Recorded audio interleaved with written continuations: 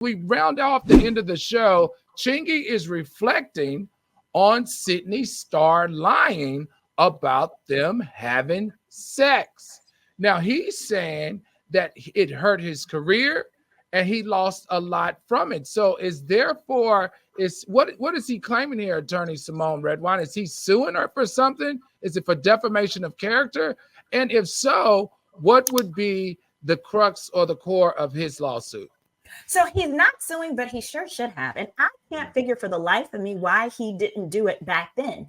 Because currently, there's so many different stories we're seeing in the media, right, of celebrities that getting so-called lied on. There was Will Smith with the allegations of him being with his buddy and so forth. And everyone is waiting for the defamation suit because it's like people feel like, well, if you don't sue for defamation, it must be true. Here with Chingy, my only guess, my only hypothesis is that because this was about 12 years ago, it was so long ago, he likely either didn't have the resources or the team behind him. It was like he just had these accusations, and the accusations were Sidney Starr, who's transgender, who still has her man part, is my understanding, was claiming that not only was she with Chingy, but that she told Chingy she was a man, and he still continued to sleep with her and mess with her. She later revealed she was lying, she was just trolling, she was just saying it for attention, but at that point, his career, he feels, was finished. So, Attorney Brian, what would you do? Yeah. Well, there's two types of defamation, okay? Two types.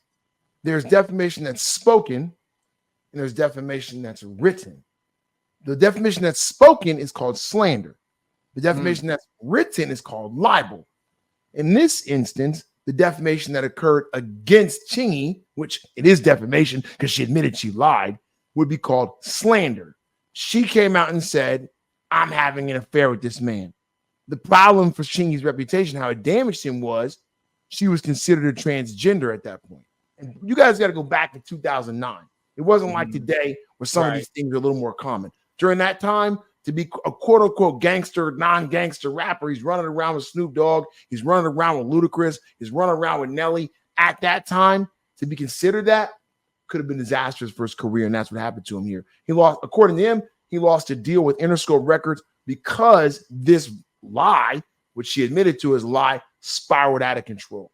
So he should have sued her for slander. Right. Okay. So I want to get back because that's slander. Before you explain what the second form of defamation is, let me get the second form of defamation. Go ahead. The second form of defamation is libel, right? So there's two parts. There's libel and libel per se, and slander per se. When you are a regular person, like just a regular person like me, regular person, and someone says, hey, he is a very bad lawyer, right? Okay. I could sue them for defamation if it's written or slanderized because I am not famous. But let's suppose I'm Chingy. Chingy has to prove that the statement she made was made with actual malice. She was trying to hurt him. And she came out and said, I was intentionally using him to try to promote my own self. That is slander per se, and he should have took it to her. He should have took her to the mat, straight up. Okay, for slander per se, let's stay right there. For slander per se, does he have to prove anything besides what she said in the interpretation of it? Like, for instance, if he's saying he lost contracts, he lost tour dates, he lost XYZ, does he have to show where the tour date was booked and then it was later canceled or dropped? Or can he just lean on what she said and what she said and regret of saying what she said?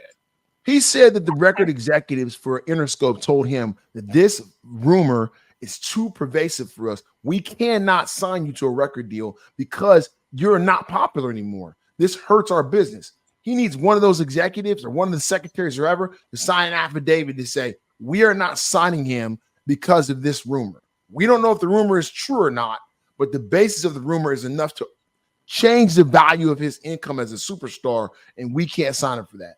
That's what he needs, a piece of evidence. And let me clarify the per se. So the answer, the difference between per se and why per se is so important if you can prove that you want to claim someone has defamed you per se, is because you don't have to prove loss of income.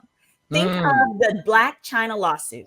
The whole issue with the Black China versus the Kardashians lawsuit is in the end, she wasn't able to prove damages. Right. They said, even if we said all these things, you've actually made more money, not less.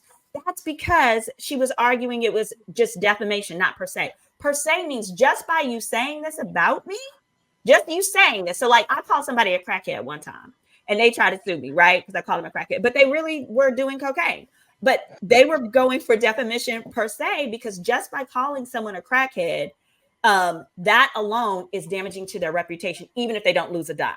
So that's why that's so significant. Yes. Wow. Do you know what? I just learned a lot, because see, it doesn't make any sense to me that these super wealthy people like Black China, when you can get the real deal advice right here on the Court of Public Opinion.